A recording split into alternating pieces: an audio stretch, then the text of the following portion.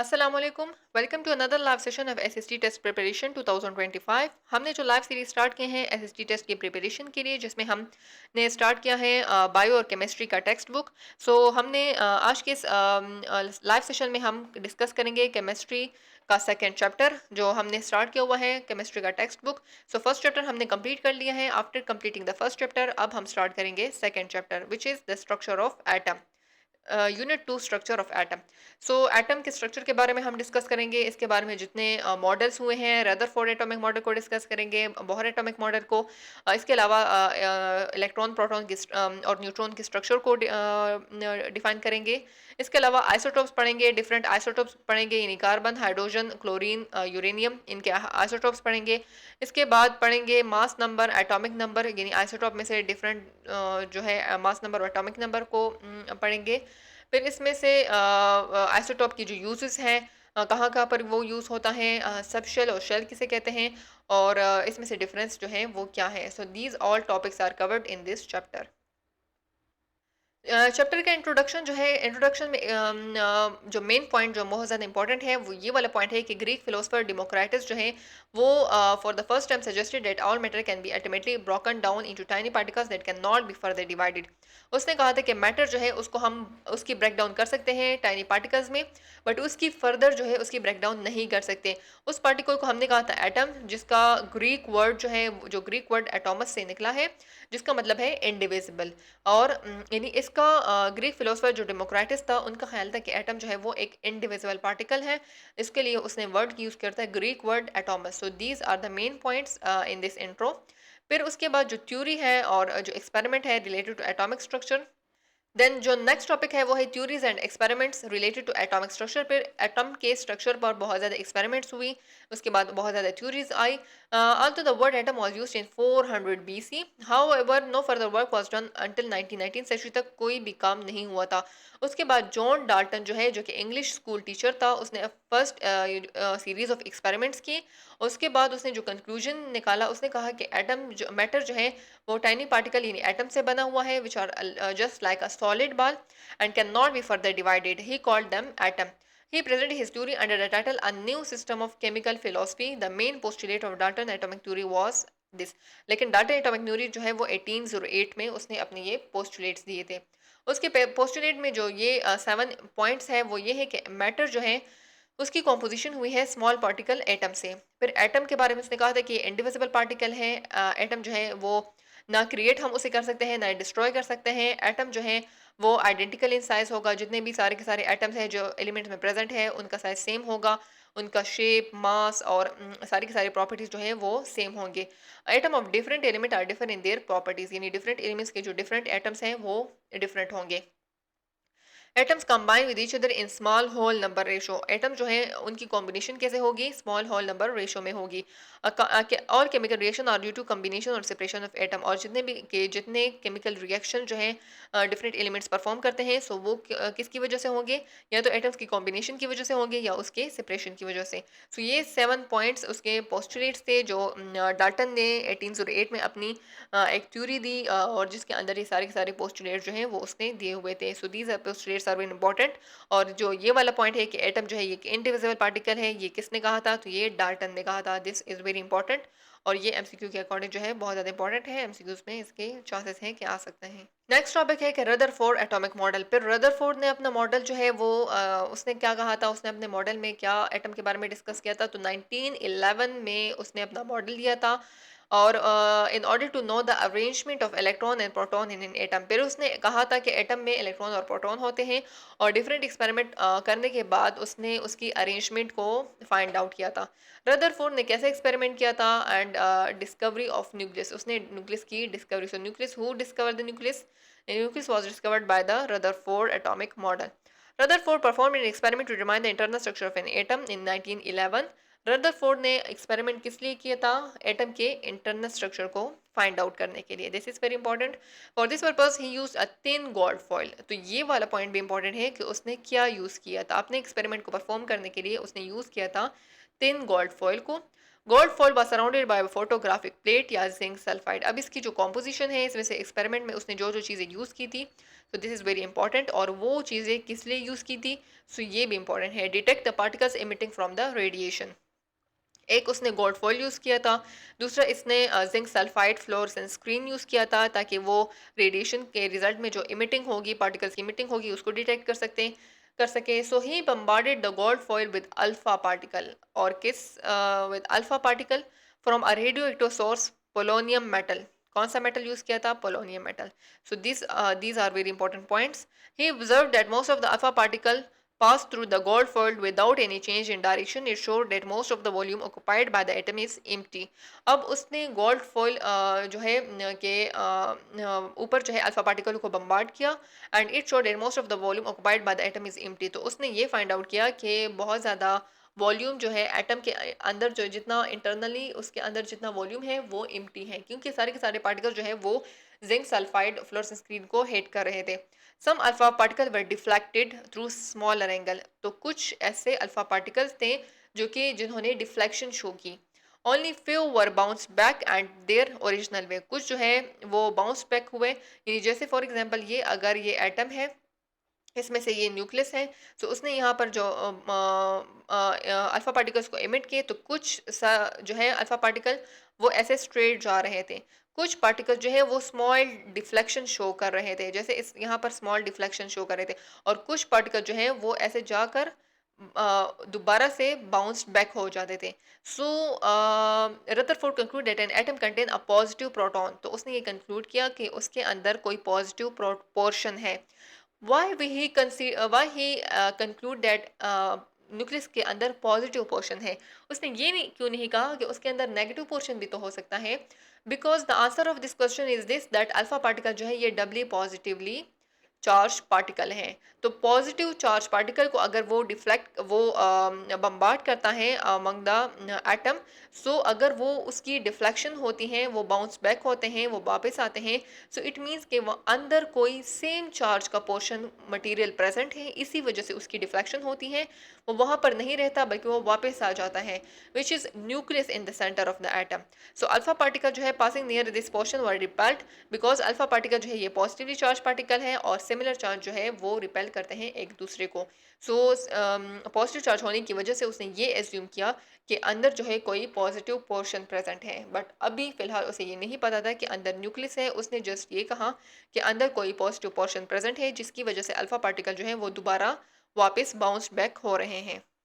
Then, if alpha particle pass very closely to nucleus, they deflect it through large angle. Similarly, if they do not pass close to nucleus, they either get deflected through very small angle or do not get deflected at all.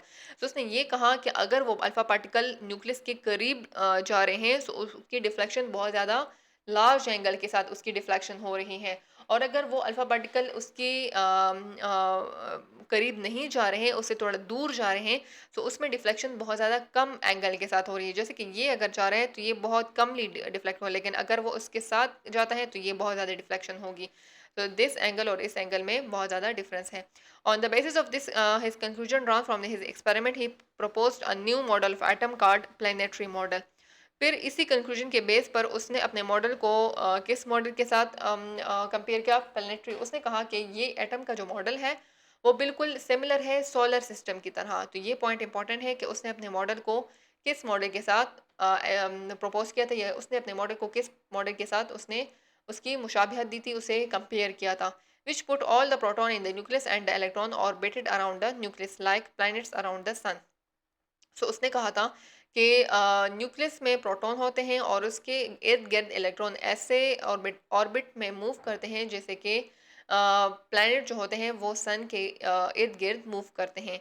तो उसने अपने model को compare किया था with the model of the solar system के साथ उसने अपनी कंपैरिजन की थी। So this also another MCQ के उसने अपने मॉडल को किस प्लैनेट के कंपेरेटिवली उसने कहा था कि उसके साथ ये सिमिलरिटी शो करता है। सो प्लानिटरी मॉडल या सोलर सिस्टम के साथ वो सिमिलरिटी शो करता है the model of the atom. Then main points Rutherford atomic model के जो मेन पॉइंट्स थे वो क्या थे। मेन पॉइंट जो है, फर्स्ट जो पॉइंट है वो ये है कि एटम जो है ये एक इसमें पॉजिटिवली चार्ज सेंट्रल पोर्शन है जिसको हम न्यूक्लियस कहते हैं, और जिसमें प्रेजेंट है प्रोटॉन एंड न्यूट्रॉन। इलेक्ट्रॉन जो है वो उसके इर्द गिर्द जो है वो रिवॉल्व करता है हाई स्पीड के साथ, जैसे कि प्लैनेट मूव करते हैं अराउंड द सन। इलेक्ट्रॉन जो है वो न्यूक्लियस के इर्द गिर्द मूव करता है विच रिक्वायर सेंट्रीपिटल फोर्स, जिसके लिए एक सेंट्रीपिटल फोर्स चाहिए। Centripetal force is that force attractive force of the nucleus. वो फोर्स कौन प्रोवाइड करता है? न्यूक्लियस प्रोवाइड करते हैं on electron, provide centripetal force to the electron. The size of the nucleus, nucleus का जो साइज है वो बहुत ज़्यादा स्मॉल है as compared to the size of the atom, and most of the volume of inside the atom is occupied by the atom is empty। जो atom के अंदर जितना भी मोस्ट ऑफ द वॉल्यूम है वो एम्प्टी है, और उसके अंदर स्मॉल जो है साइज का न्यूक्लियस प्रेजेंट है। एटम जो है ये न्यूट्रल है, as a number of electron जो है is numerically equal to the number of proton. So nucleus जो है ये रिस्पॉन्सिबल है मास के लिए और उसकी एनर्जी ऑफ द एटम के लिए, क्योंकि न्यूक्लियस के अंदर प्रोटॉन होते हैं, न्यूट्रॉन होते हैं, और वो उसके मास के लिए और उसके एनर्जी के लिए रिस्पॉन्सिबल है। नंबर ऑफ इलेक्ट्रॉन और प्रोटॉन इक्वल होते हैं, तो इसी वजह से उस पर वो कोई चार्ज नहीं होता, वो न्यूट्रल इन नेचर होते हैं। फिर रदरफोर्ड एटॉमिक मॉडल के डिफेक्ट्स क्या आते हैं? सो हर एक मॉडल का की पॉइंट्स भी होते हैं और इसके डिफेक्ट्स भी होते हैं। इसके डिफेक्ट ये था कि पहला जो इसका पॉइंट है वो ये है कि रदरफोर्ड एटॉमिक मॉडल जो है ये बेस कर रहा था is based on the laws of motion and gravitation which are applicable to the neutral bodies and not on the charge bodies. Rutherford atomic model जो है वो उसका लॉ जो है वो बेस कर रहा था लॉ ऑफ मोशन पर या ग्रेविटेशन पर, जैसे कि उसने अपने मॉडल को रिजेम्बलेंस दी थी सोलर सिस्टम के साथ। तो सोलर सिस्टम के जो सिस्टम में जो प्लैनेट्स हैं तो वो फॉलो करते हैं लॉज ऑफ मोशन या ग्रेविटेशन को, and these laws are applicable to the neutral bodies not to the charge bodies, and atom is a charge body. According to Maxwell theory electron जो है वो आर चार्ज बॉडीज है revolving around the nucleus and should emit energy continuously. The electron will move on the circular path and ultimately fall in the nucleus, however it does not happen. सो यहाँ पर Maxwell theory के according के electron जो है ये एक charge bodies हैं जो कि न्यूक्लियस के इर्द गिर्द जो है वो मूव करती हैं और कंटिन्यूसली एनर्जी को इमिट करती हैं, बट इलेक्ट्रॉन जो है ये एक सर्कुलर पाथ में मूव करते हैं और न्यूक्लियस के ऊपर ये नहीं गिरते, they will not ultimately fall in the nucleus. So यहाँ पर ये नहीं होता। So this is also the another defect in the Rutherford atomic model. If electron radiate energy continuously, then continuous spectrum will be obtained, but actually line spectrum is obtained. अब यहाँ पर अगर electron वो continuously उसने कहा था कि वो एनर्जी इमिट करती है तो continuous spectrum obtain होना चाहिए, बट यहाँ पर जो है line spectrum obtain होता है। So this is also another defect. 4 number जो है वो है it does not provide any explanation about the chemical properties of the element, यानी उसने एलिमेंट की केमिकल प्रॉपर्टीज को के बारे में कोई एक्सप्लेनेशन नहीं दी थी। So these are the 4 defects in the Rutherford atomic model. ये पॉइंट्स आपको याद होने चाहिए कि पहला पॉइंट ये था कि वो एक उसने लॉज ऑफ मोशन और ग्रेविटेशन को उस पर उसकी लॉ जो है उस पर बेस करती थी, जबकि ये वाले लॉज जो है ये हम न्यूट्रल बॉडीज़ के लिए यूज़ करते हैं, चार्ज बॉडीज़ के लिए यूज़ नहीं करते। उसके बाद जो नेक्स्ट पॉइंट है मैक्सवेल थ्योरी के अकॉर्डिंग जो है इलेक्ट्रॉन एक चार्ज पार्टिकल है और वो जो है कंटिन्यूसली एनर्जी लॉस करते हैं, सो वो सर्कुलर पाथ में मूव करते हैं तो वो न्यूक्लियस के ऊपर फॉल नहीं होते। सो उसने यहाँ पर ये नहीं होता, तो ये क्यों नहीं होता? This another defect. Third number जो पॉइंट है वो ये है कि अगर इलेक्ट्रॉन कंटिन्यूसली एनर्जी इमिट करेंगे तो वो कंटिन्यूस स्पेक्ट्रम ऑब्टेन होना चाहिए, बट यहाँ पर लाइन स्पेक्ट्रम ऑब्टेन होता है। फोर्थ नंबर जो पॉइंट है उसने कोई एक्सप्लेनेशन नहीं दी थी about the chemical properties of an element. So these are the 4 defects. यहाँ पर एक पॉइंट है बुलेट पॉइंट जो है Rutherford in 1911 perform an experiment and propose a model of an atom, the suggestion remain unchanged for long time, but this model could not explain the stability. इसने stability के बारे में भी बात नहीं की थी। एंड लाइन स्पेक्ट्रम और स्टेबिलिटी के बारे में उसने कोई पॉइंट नहीं दिया था। Bohr leaped over difficulty by using quantum theory of radiation that was proposed by Max Planck. Bohr atomic theory explain nicely the stability of an atom and also explain why an atom give line spectrum।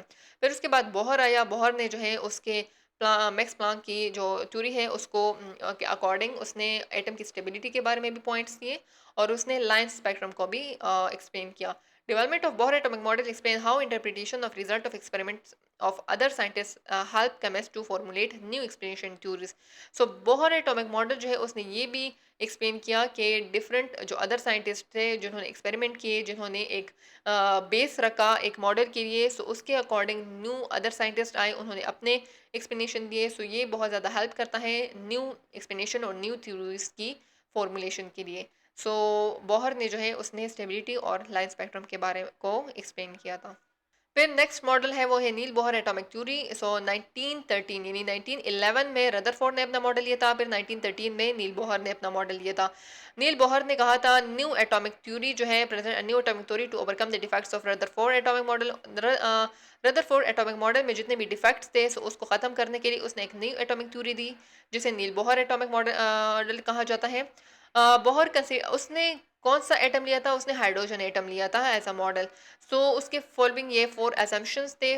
First number जो है वो ये है कि electron जो है वो nucleus के इर्द गिर्द मूव करता है in the fixed circular path card shell और ऑर्बिट।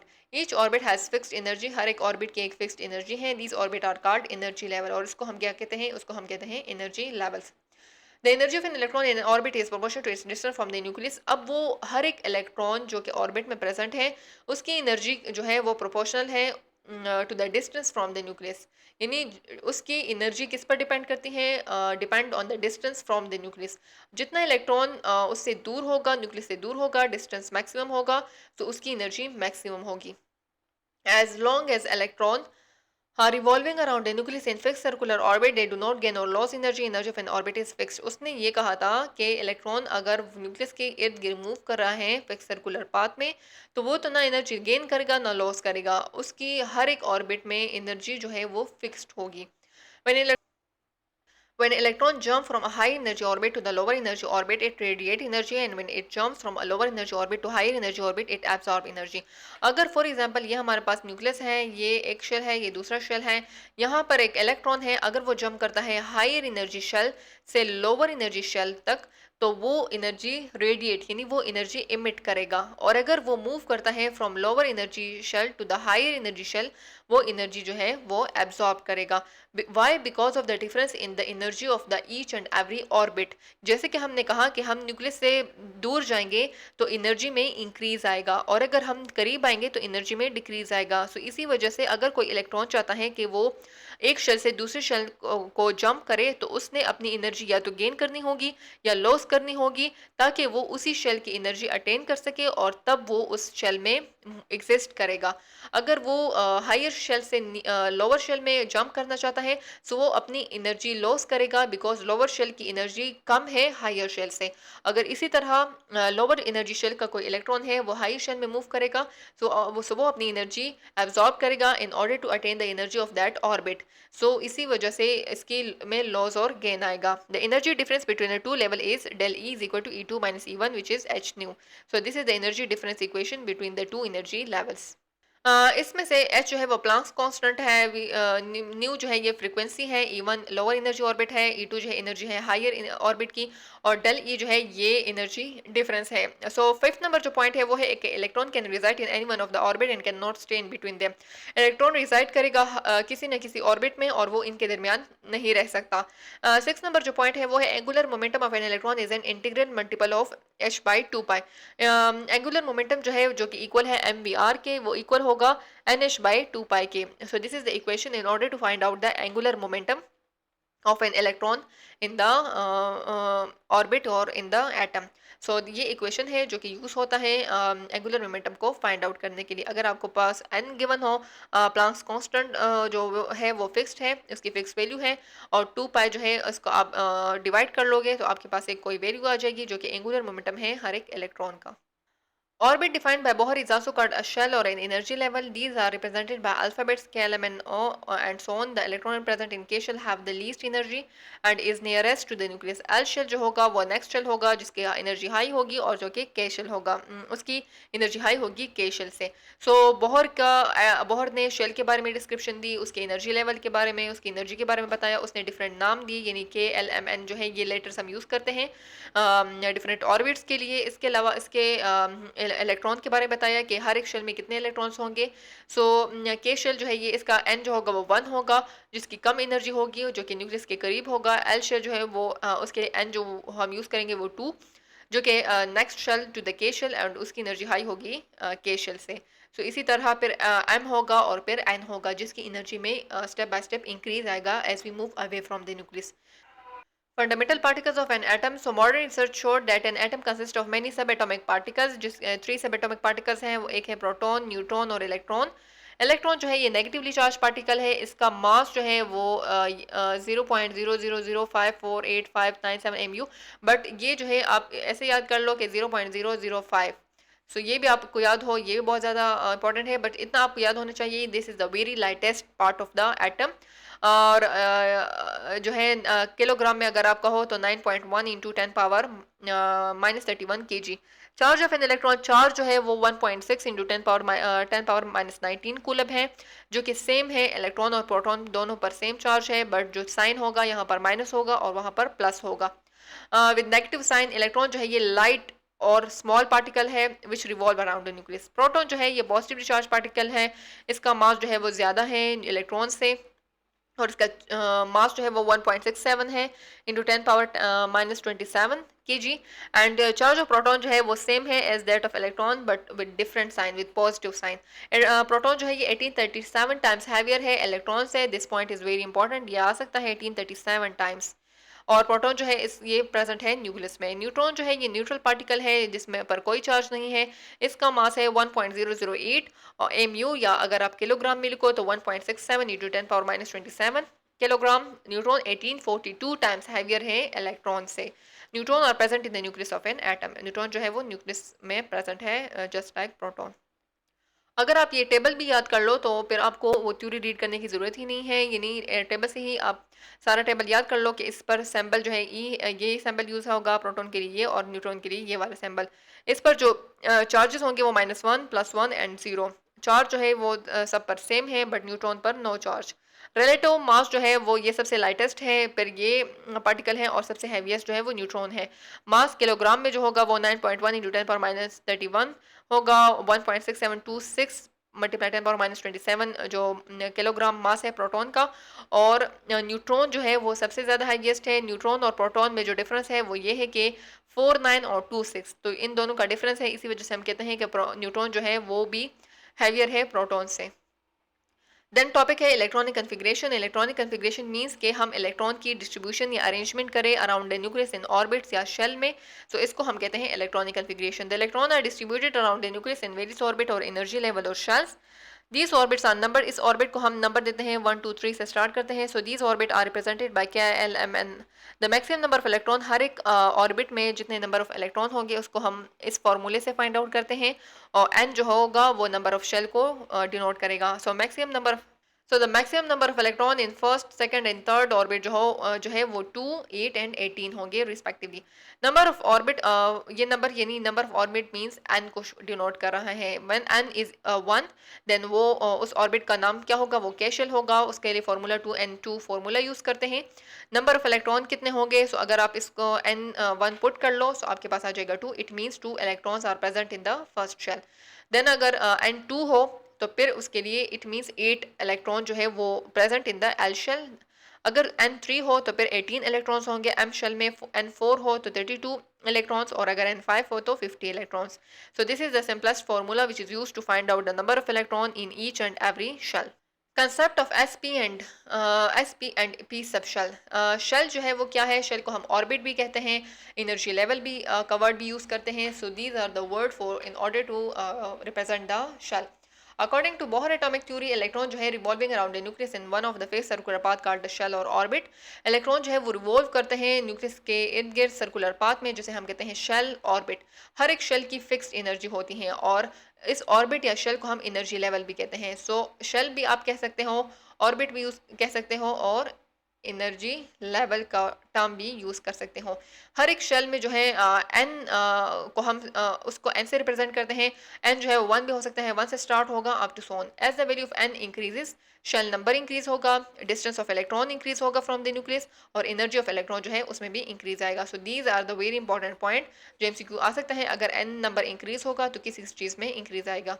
सब शेल कैसे कहते हैं, इसको हम सब ऑर्बिट भी कहते हैं या सब एनर्जी लेवल भी कह सकते हैं। शेल या एनर्जी लेवल डिवाइड हो या सब शेल में और सब एनर्जी लेवल में। n value of a shell is place before the symbol for a sub shell. n की वैल्यू जो है वो हर एक सब शेल से पहले दी गई होगी। जैसे कि यहाँ पर हमारे पास जितने टोटल सब शेल है वो 4 है।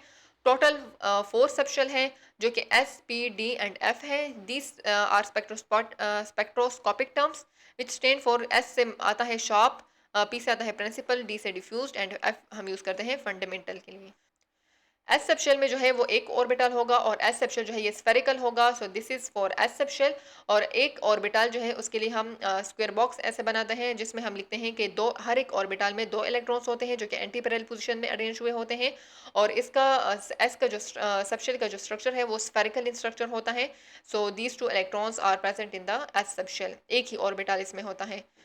This is very important, S subshell में एक ऑर्बिटल होता है। फिर पी सबशेल जो है उसमें 3 ऑर्बिटल्स होते हैं, जिसको हम ऐसे लिखते हैं कि 3 ऑर्बिटल्स हैं और हर एक ऑर्बिटल में दो दो इलेक्ट्रॉन्स है। सो इट मींस इसमें टोटल कितने इलेक्ट्रॉन्स एकोमोडेट ये करेगा पी सबशेल, ये टोटल 6 इलेक्ट्रॉन्स जो है ये एकोमोडेट कर सकता है। एस सबशेल जो है ये 2 इलेक्ट्रॉन्स एकोमोडेट करेगा और इसमें 3 ऑर्बिटल्स होते हैं। This are very important according to MCQ कि पी सबशेल में 3 ऑर्बिटल्स होते हैं और 6 इलेक्ट्रॉन्स होते हैं। सो पी सबशेल जो है ये इसमें से 3 ऑर्बिटल्स होते हैं, वो एक्स एक्सिस में भी हो सकते हैं। वो एक एक्स एक्सिस में होता है जिसे हम कहते हैं पी एक्स, एक जो है वो वाई जेड एक्सिस में होता है जिसे हम कहते हैं पी जेड, और एक वाई एक्सिस में होता है जिसे हम कहते हैं पी वाई। डी सबशेल जो है उसमें 5 ऑर्बिटल्स होते हैं। सो 5 ऑर्बिटल्स यानी हर एक ऑर्बिटल में 2 इलेक्ट्रॉन्स होंगे। सो इट मीन्स इसमें टोटल कितने इलेक्ट्रॉन्स होंगे, 10, 2, 3, 4, 5। So 1, 2, 3, 4, 5, 6, 7, 8, 9 and 10।